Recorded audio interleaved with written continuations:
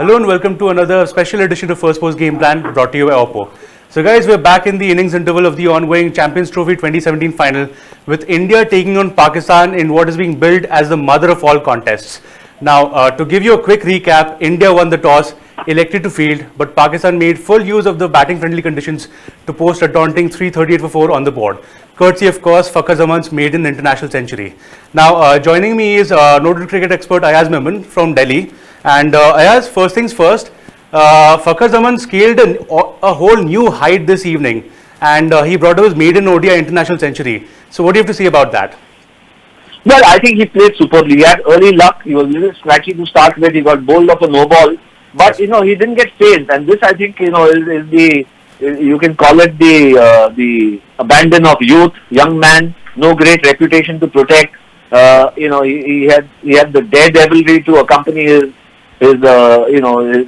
to kind of build on his luck, and he just mauled the Indian bowling. I was particularly impressed with the way he played the Indian spinners, and more particularly Ravichandran Ashwin, because Ashwin as the off spinner was most likely to threaten a left-hand batsman, but Fakhar Zaman just took him apart with hitting against the turn, peppering the onside with boundaries and sixes. I thought it was a terrific knock, and it actually gave Pakistan the impetus to get past 300, which was always a psychological barrier for both teams. Absolutely. But 338, is finally a very, very impressive score that Pakistan had notched up. I'm not saying it's impossible to reach, but the onus is now on India's strong, wanted batting lineup to prove itself.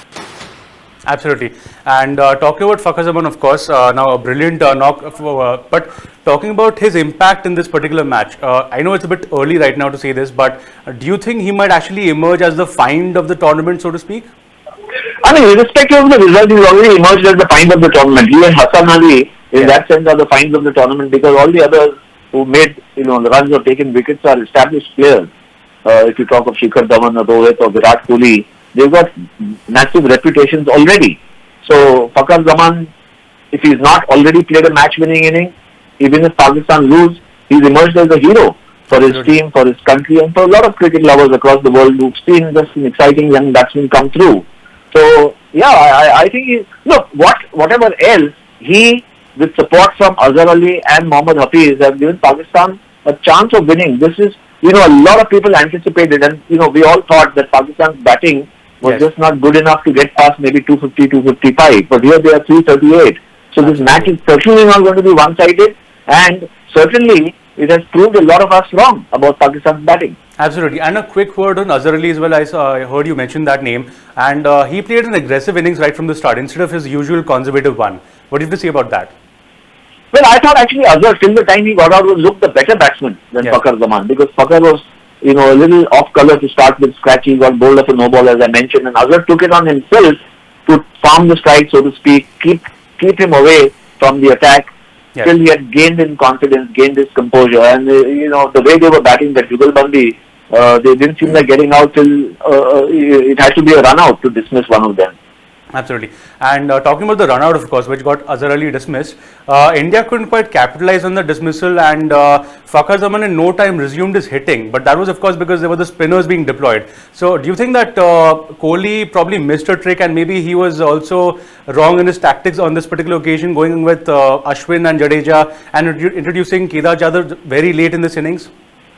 Well, there are several questions in the one that you posed. So I don't know whether, in hindsight, you could say, why did we field first, why didn't we bat first? Because if you got 300 plus on the board, then the pressure is entirely on the team chasing. Yes. So that could be one. Whether he should have played Ashwin and Jadeja both, well, certainly I think, because after the kind of performances that they put up even against Bangladesh and some of the other teams, and remember, they are your best spinners, and you want an attack that has got variety and balance. Now it's just that somebody took him apart. You have to give credit to the batsman. Whether Jadhav should have come in earlier, perhaps that seems the most obvious thing. Perhaps that maybe Kohli should have done a few overs earlier, especially with Jadeja not finding his rhythm or getting clobbered, or even Ashwin. Absolutely. But having said all that, I think we tend to see sport only unidimensionally. We have to also acknowledge that the other team is out there to compete and play well, and Pakistan have done that. And as we speak, I'm just getting an update right now that Rohit Sharma has been trapped LBW by Mohammad Amir, and India 0 for 1. So that's probably the worst of starts imaginable for the Indians, chasing 339. Well, if that's, since I'm talking to you, I have not followed it, but if that's happened, top three bat out about 25, 27 overs Yes. at a fairly good run rate, strike rate, then we are going to struggle, because while we bat deep, if you keep losing wickets, then the batsmen who come in have to take time to settle down, and if you do that, then your run rate is going to mount.